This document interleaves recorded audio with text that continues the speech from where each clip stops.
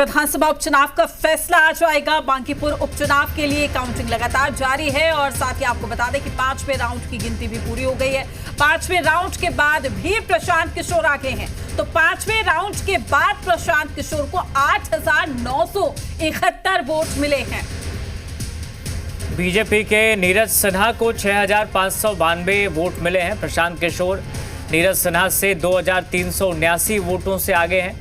RJD की रेखा गुप्ता तीसरे number पर है। तो बड़ी खबर, ये बड़ी जानकारी आप तक पहुंचा रहे हैं। बांकीपुर उपचुनाव से जुड़ी ये बड़ी खबर और 5वें राउंड के बाद प्रशांत किशोर आगे चल रहे हैं। 8,971 वोट उनको मिले हैं फिलहाल। देखिए तस्वीरें अब धीरे धीरे साफ होती हुई नजर आ रही है। 5वें राउंड की गिनती भी पूरी हो गई है। 5वें राउंड के बाद भी प्रशांत किशोर आगे चल रहे हैं। बीजेपी के नीरज सिन्हा की अगर बात की जाए 6,592 वोट फिलहाल उनको मिले हैं और प्रशांत किशोर नीरज सिन्हा से आगे हैं। आरजेडी की रेखा गुप्ता तीसरे नंबर पर बनी हुई है। तो ये बड़ी जानकारी, ये बड़ी खबर। पटना की सबसे चर्चित बांकीपुर विधानसभा उपचुनाव का फैसला और धीरे धीरे तस्वीरें अब साफ होती हुई नजर आ रही हैं। फिलहाल 5वें राउंड की जो गिनती है वो पूरी हो चुकी है। तो 5वें राउंड के बाद भी प्रशांत किशोर आगे चल रहे हैं। पहली बार चुनावी रण में उतरे, चुनावी मैदान में खुद उतरे और अब प्रशांत किशोर अगर बांकीपुर का उपचुनाव जीतते हैं तो एक बड़ी सफलता के तौर पर इसे देखा जाएगा। हालांकि अभी तस्वीरें धीरे धीरे साफ होती हुई नजर आ रही है, लेकिन दूसरे नंबर पर एनडीए की कैंडिडेट है और तीसरे नंबर पर आरजेडी की कैंडिडेट रेखा गुप्ता। तो बांकीपुर उपचुनाव के लिए काउंटिंग जारी। बड़ी खबर, बड़ी जानकारी। जहां 5वें राउंड की गिनती पूरी हो गई है, 5वें राउंड के बाद भी प्रशांत किशोर ही आगे चल रहे हैं। तो पल पल की अपडेट आप तक पहुंचाते रहेंगे, आप हमारे साथ बनी रहिए लगातार। 8,971 वोट मिले हैं फिलहाल, ये जानकारी सामने आ रही है। बीजेपी के नीरज सिन्हा को 6,592 वोट मिले हैं। ज्यादा जानकारी के साथ हमारे सहयोगी प्रिंस हमारे साथ लाइव जुड़ गए हैं। प्रिंस बताइए क्या अपडेट है, क्या तस्वीरें हैं? जी बिल्कुल, देखिए चौथे राउंड की गिनती हो गई है और चौथे राउंड में जनसुराज का 6,269 है। नीरज सिन्हा बीजेपी से जो है उनका 5,124 मत मिले हैं। रेखा गुप्ता को 884 मत मिले हैं और अब चौथे राउंड की गिनती समाप्त हो गई है। 5वें राउंड की जो गिनती है वो अब शुरू हो गई है और आप देख सकते हैं किस तरह से जो कार्यकर्ता हैं बारिश में भी डटे हुए हैं। जनसुराज के हो या बीजेपी के हो, लगातार सबकी नज़र काउंटिंग पे बनी हुई है और कार्यकर्ता यहाँ पर जमे हुए हैं। लगातार पुलिस बल कार्यकर्ताओं को साइड भी कर रही है, लेकिन चौथे राउंड की गिनती अब समाप्त हो गई है। प्रशांत किशोर जो जनसुराज से प्रत्याशी है 6,269 उनको मत मिले हैं। नीरज सिन्हा को 5,124 मत मिले हैं और रेखा गुप्ता को 884 मत प्राप्त हुए हैं। आप देख सकते हैं कि अब 5वें राउंड की। चलिए ठीक है प्रिंस, अपडेट हम आपसे लेते रहेंगे, आप भी अपडेट रहिए क्योंकि 5वें राउंड की जो गिनती है वो पूरी हो गई है। ये भी जानकारी सामने आई है। साथ ही एक बड़ा पैनल गेस्ट हमारे साथ जुड़ चुके हैं जिनसे हम चर्चा को आगे बढ़ाएंगे, क्योंकि बांकीपुर की सीट जो है वो कहीं ना कहीं साख का सवाल बनी हुई थी हर एक पार्टी के लिए, लेकिन फिलहाल जो बाजी मारते हुए दिखाई दे रहे हैं यहाँ पर प्रशांत किशोर आगे चल रहे हैं। प्रीति शेखर जी महामंत्री बीजेपी की हमारे साथ जुड़ चुकी है। विनीत सिंह है एलजेपीआर से हमारे साथ जुड़े हुए। कुंतल कृष्णन जी लगातार हमारे साथ बने हुए और साथ ही सोनाली आनंद जी भी हमारे साथ जुड़ी हुई है, लगातार प्रवक्ता है जनसुराज पार्टी की। रंजन सिंह भी लगातार जुड़े हुए, प्रवक्ता एलजेपीआर की। विनीत सिंह है प्रवक्ता एलजेपीआर के। राजीव मेहता जी भी हमारे साथ जुड़ चुके हैं, प्रवक्ता है कांग्रेस के। डॉक्टर संजय कुमार राजनीतिक विश्लेषक है, वो भी जुड़े हुए। आरजू जी भी हमारे साथ लगातार जुड़े हुए, प्रवक्ता आरजेडी के। आप सभी का एक बार फिर से मैं स्वागत करना चाहूंगी और साथ ही सबसे पहले जो मैं है सोनाली जी के पास जाऊंगी। सोनाली जी, कितने खुशी, कितना उत्साह भी फिलहाल आपके मन में चल रहा है, क्योंकि देखिए 5वें राउंड की गिनती भी समाप्त हो गई है और अभी भी प्रशांत किशोर आगे बने हुए हैं। क्या वाकई ये उम्मीद आप लोगों ने लगाई थी?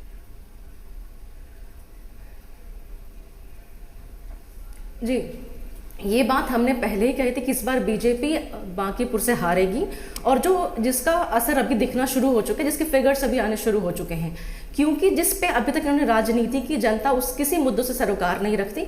और आपने कुछ देर पहले या फिर किसी इस डिबेट में चर्चा हुई थी, मुद्दे सही ढंग से नहीं उठाए गए।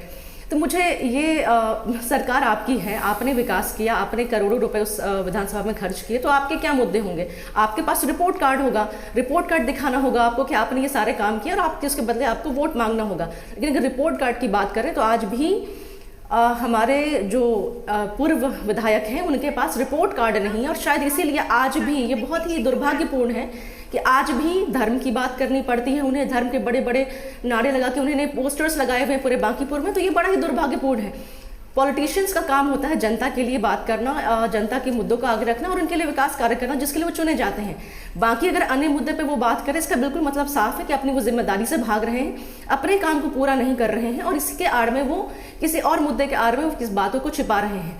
जिस ढंग से यहाँ पे सीधी सी बात होती है एमएलए फंड की, जो कि किसी एरिया को डेवलप करने के लिए होता है। नितिन नवीन की अगर हम बात करते हैं तो उनके पास 140 करोड़ रुपए दिए गए।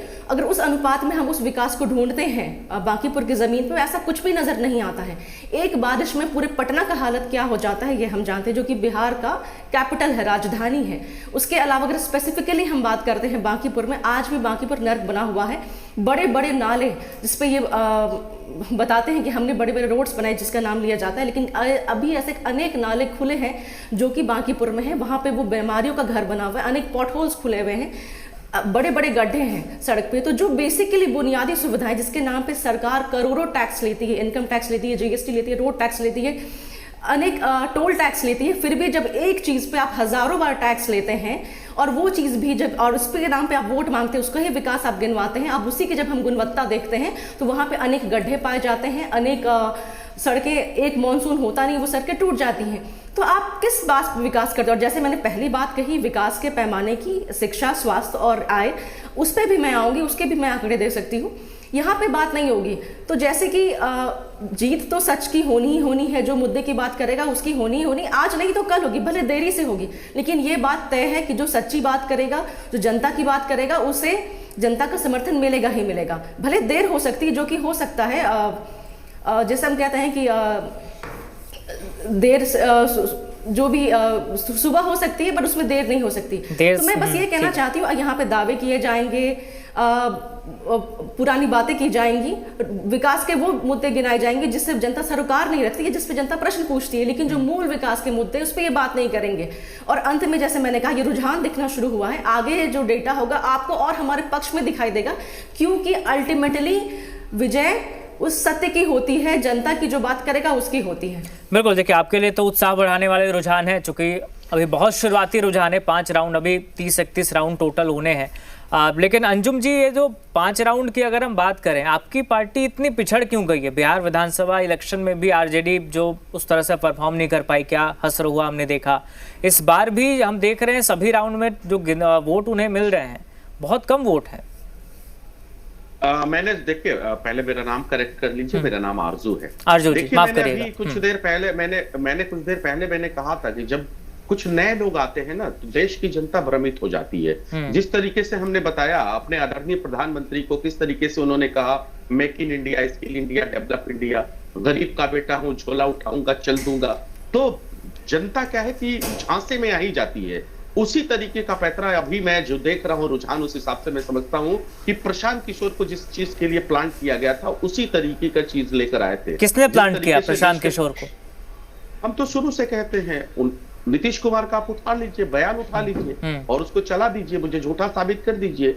जब देश के गृह मंत्री, इतने मजबूत गृह मंत्री जब प्रशांत किशोर पांडे के लिए पैरवी कर सकते हैं और वो मुख्यमंत्री आवास में रह सकते हैं और सत्ता का स्वाद चख सकते हैं, तो प्लांट तो मैं तो कह रहा हूं कि चोर सिपाही का खेल खेलना बंद करे, खुले तौर पर आ जाए। तो मैं कह रहा था जनता भ्रमित हो जाती है, और वही चीज मैं इस पैटर्न से देखता हूं। तो अब ये जो चोला, जो झूठ का जो नकाब पहन के जो बैठे हैं, उसको वो अब कहीं ना कहीं वो उतर गया है। और ये देखने में ये आ रहा है कि भारतीय जनता पार्टी जब जब अपने को असहाय, बेबस और लाचार समझती है, तो ऐसे प्रकोष्ठों का काम करती है। और वो भारतीय जनता पार्टी के लिए देख लीजिए कि किस हद तक वो कामयाब है और हमारे वोट को वो डेंट करके चल रहे हैं। ठीक है, बिल्कुल, हमारे साथ प्रीति शेखर जी भी जुड़ी हुई हैं। प्रीति जी, फिलहाल यहाँ पर जो बढ़त है, जो दौड़ में आगे नजर आ रहे हैं प्रशांत किशोर नजर आ रहे हैं, लेकिन आप लोग लगातार दावे कर रहे थे कि जिस तरीके का विकास हुआ है उस हिसाब से जनता आपका साथ देगी। क्या आप मानती हैं कि कहीं ना कहीं जो मुद्दे ठीक से उठाने चाहिए थे, जिस तरीके से जनता से संवाद होना चाहिए था, उसमें कहीं ना कहीं एक कमी रह गई है जिसका फायदा प्रशांत किशोर को मिला है? देखिए, जनता तो हमारा साथ दे रही है, ये परिणाम से नजर आ रहा है। जनता का आशीर्वाद हमारी पार्टी और प्रत्याशी को मिल रहा है। जहां तक बात है प्रशांत किशोर जी की, तो ये जो मैं राजद वालों से कहना चाहती हूँ कि ये जो प्रशांत किशोर जी को जो भाजपा की बी टीम बताते थे, आज तो ये सब परिलक्षित हो रहा है कि कौन किसकी बी टीम है, किसका वोट शिफ्ट हो रहा है, कौन किसके लिए मतदान करा रहा था और किसका सूखा साफ हो रहा है। ये तो आज परिणाम से परिलक्षित हो रहा है। इसीलिए देखिए, आप एक मैं वेस्ट बंगाल का, अरे चुप रहिए साहब, चुप रहिए, अपने समय में बोलिएगा, अपने समय बोलिएगा, आप अपने समय बोलिएगा, आग्रह आपसे। देखिए, मैं वेस्ट बंगाल का उदाहरण देना चाहती हूँ। वहां पर कांग्रेस ने वाम दल को खत्म करने के चक्कर में अपना ही राजनीतिक जनाधार खत्म कर लिया। वही स्थिति बिहार में राष्ट्रीय जनता दल की है कि ये अपना मतलब भारतीय जनता पार्टी को हराने के लिए इन्होंने अपने जमीर को गिरवी रख दिया, कार्यकर्ताओं के खून पसीने को, उनकी मेहनत को, उनकी आकांक्षा को, उनकी सपनों को राष्ट्रीय जनता दल ने कुचलने का काम किया। और ये प्रशांत किशोर और इनमें आपसी तालमेल हो गया था। इनका लक्ष्य ये था कि भाजपा को हराओ, लेकिन ये संभव नहीं हो पाएगा। जिस प्रकार से जनता का आशीर्वाद हमें मिलता हुआ दिख रहा है और 31 राउंड की गिनती अभी बाकी है और अंत में परिणाम भारतीय जनता पार्टी और एनडीए के पक्ष में होगा और हम सब लोग जीतेंगे और नीरज सिन्हा बांकीपुर के उपचुनाव में कमल खिलाने का काम करेंगे, इस बात में कोई दो राय नहीं। और जहां तक बात है विकास कार्यों की, तो ये लगातार बांकीपुर की जनता ने अपना आशीर्वाद देकर के यह बताने का काम किया है कि बांकीपुर में एनडीए के द्वारा और माननीय नितिन नवीन जी के द्वारा विकास कार्य हुआ अथवा नहीं हुआ, तो उनके किए हुए कार्यों पर कोई उंगली नहीं उठा सकता। और एनडीए के शासनकाल में जहां कभी जल जमाव होता था, वहां मंदिरी नाला के ऊपर इतने चमचमाती सड़क बन गई, डबल डेकर ओवरब्रिज बन गए, कई सारे पार्कों का निर्माण हुआ, महिलाओं को आत्मनिर्भर बनाने के लिए, स्वरोजगार देने के लिए उनको आर्थिक सहायता दी गई, बिहार वासियों को 125 यूनिट बिजली फ्री दी गई। और ये सब इनको नहीं दिखेगा क्योंकि इनके अपने चश्मे हैं देखने के लिए और उस चश्मे पर ये धूल की परतें जमा कर बैठे हैं। लेकिन जनता की नजर बिल्कुल तेज है और आज इस प्रकार से परिणाम आ रहा है वो हमारे साथ हो रहा है। ठीक है, 19-20 चलता है और आने वाले जो राउंड है उसमें उसकी भरपाई होती हुई दिखेगी, हम जीतते हुए दिखेंगे। लेकिन यह विपक्ष का जो आरोप है, देखिए दरअसल राजद और जनसुराज दोनों एक दूसरे के साथ खड़े नजर आए। आप देखेंगे कि तेजस्वी जी अपने प्रत्याशी के प्रचार के लिए नजर नहीं आए, वो विदेश की सैर करते हुए नजर आए। उनकी प्रत्याशी जो एक महिला भी है, उनके साथ उनके कार्यकर्ता नजर नहीं आए। और दूसरी तरफ प्रशांत किशोर जी एक पॉलिटिकल मैनेजर हैं, वो अपना पूरा हाव भाव दिखाने की कोशिश किए, एक मैनेजमेंट करते हुए कार्यकर्ताओं को बाहर से लाकर के अपना उन्होंने एक हाव भाव दिखाने की कोशिश की। लेकिन जनता तो धरातल पर देखती है ना, कार्यकर्ता जो लगे, हम लोगों ने जो रुझान पाए हैं उस अनुसार से हम सब लोग इस बात को लेकर आश्वस्त हैं कि भारतीय जनता पार्टी के प्रत्याशी, हमारे एनडीए के प्रत्याशी नीरज कुमार सिन्हा जी फिर से ही बांकीपुर में कमल खिलाने का काम करेंगे और हमारे जीत के रथ को आगे बढ़ाकर सुशासन को स्थापित करने में अपना एक योगदान देने का काम करेंगे। ठीक है, राजीव मेहता कांग्रेस प्रवक्ता हमारे साथ बने हुए। ठीक है, हम आपके पास फिर लौटेंगे। राजीव मेहता का रुख करेंगे। राजीव मेहता, आप क्या देख रहे हैं कारण? हालांकि मैं फिर कह रहा हूँ बहुत शुरुआती रुझान है, अभी 5वें राउंड की गिनती हुई, अभी और भी टोटल 31 राउंड होने, 5 राउंड अभी हुआ है, लेकिन शुरुआती तौर पर जो दिख रहा है आरजेडी को जितने वोट मिल रहे हैं हर राउंड में, ऐसा शुरू से कहा जा रहा था मुकाबला त्रिकोणीय है, कांटे की टक्कर होगी, लेकिन वो नजर नहीं आ रहा। आप क्या वजह देख रहे हैं फिलहाल शुरुआती तौर पर ही? सही देखिए, अभी तो बहुत अर्ली होगा कि मैं ये बात को रखूं कि अभी प्रशांत किशोर आगे होंगे या बीजेपी आगे होंगे या रेखा गुप्ता पीछे चल रही है, क्योंकि अभी बहुत राउंड की काउंटिंग बाकी है और जनता हमेशा जो होती है मुद्दों पे वोट देती है। और जिस तरीके से इन्हें समझना बहुत जरूरी है कि ये प्रशांत किशोर और बीजेपी ये दोनों एक ही विचारधारा के लोग हैं और इन दोनों ने मिलकर ये पूरा ग्राउंड तैयार किया है। सबसे बड़ी इसमें समझने वाली बात क्या है कि आप देखिए कि भाजपा में ही दो गुट बटा हुआ है, जो एक गुट चाह रहा था कि भाजपा हार जाए और एक गुट चाह रही थी कि भाजपा जीत जाए। तो लड़ाई इनके अंदर इंटरनल कोर का है, जिसमें प्रशांत किशोर का हो सकता है कि जन ये लोग दे दे या उनको एस्टेब्लिश कर दे, लेकिन प्रशांत किशोर अगर इतना ही उनमें पोटेंशियल था तो जब 2025 के इलेक्शन में वो पूरे 243 सीट पे उतरे थे तो हर बहुत जगह पे जमाना उनका जब्त हो गया था। और ये बांकीपुर में, ताकि प्रशांत किशोर के पास पैसा बहुत है, वो लोगों को 500-500 रुपए पे खरीद के लाकर और उसको कार्यकर्ता के तौर पे लगाकर मतलब वो आगे पीछे 500-1000 लोगों का भीड़ दिखा सकते हैं। लेकिन प्रैक्टिकली देखा जाए तो प्रशांत किशोर एक भाजपा द्वारा उत्पन्न किया हुआ एक प्रोपोगेंडा है। जिस तरीके से बाकी भी स्टेट में आपने देखा होगा कि इन लोगों ने ठीक इसी पैटर्न पे लोगों को खड़ा किया है, एस्टेब्लिश किया है, जैसे महाराष्ट्र में एकनाथ शिंदे को किया है। इसी तरीके से ये देख रहे हैं कि बहुमत में तो मैं एक सीट अगर प्रशांत को मैं दे भी देता हूं तो प्रशांत किशोर एज ए मतलब कि जो वोकल होते हैं, जो सम्राट चौधरी पे बहुत ज्यादा वोकल होते हैं, और सभी को पता है मीडिया के माध्यम से और सब देख भी रहे हैं कि भाजपा के अंदर में जिस तरीके से दो कूट में दो खेमे में चीजें बट गई हैं, उसका फायदा प्रशांत किशोर को दिख रहा है। लेकिन ये बहुत अर्ली होगा कहना कि ये जीत पाएंगे या नहीं जीत पाएंगे। लेकिन इनको अभी भी देखिए, न्यूज रिपोर्ट के हिसाब से देख रहे हैं प्रशांत किशोर आगे चल रहे हैं, ताकि ये बहुत अर्ली है। अभी तो 6-7 राउंड का ही काउंटिंग हुआ है, अभी बहुत लंबा काउंटिंग बाकी है, लगभग 80,000 के आसपास या अप्रोक्सीमेटली 70 के आसपास का काउंटिंग अभी बाकी है। और अभी जहां से प्रशांत किशोर का घर है या जहां से ये बूथ खुला है, वहां से काउंटिंग होते हुए अभी भाजपा के घर में जाएगी और ये उठापटक चलता रहेगा।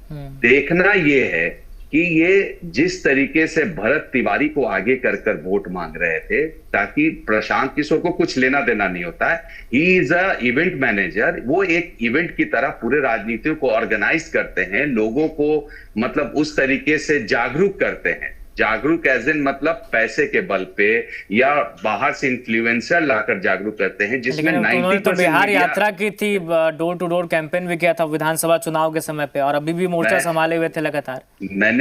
मैंने इस बात को अच्छे से स्पष्ट रखा है कि इन्होंने बिहार यात्रा की थी। 2025 का जो इलेक्शन हुआ विधानसभा का, 243 सीट पे हुआ। प्रशांत किशोर की पार्टी की क्या हालत रही वो ना हमसे छिपी है ना आपसे छिपी है। लेकिन यहाँ पे स्ट्रैटेजी के तहत मतलब पूरा करके, ताकि प्रशांत किशोर एक दिमाग से तो तेज हैं ही, उन्होंने ये देखा कि भाजपा के इंटरनल कोर में जो विरोध है, जो मतलब सम्राट वर्सेस एक गुट जो बैठा हुआ है, जो इनको ये डिफेम करने की कोशिश कर रहा है, इस लड़ाई का प्रशांत किशोर को सीधा सीधा फायदा दिख रहा है। और कहीं ना कहीं भाजपा के लोग ही इन्हें बढ़ चढ़ कर वोट दे रहे हैं।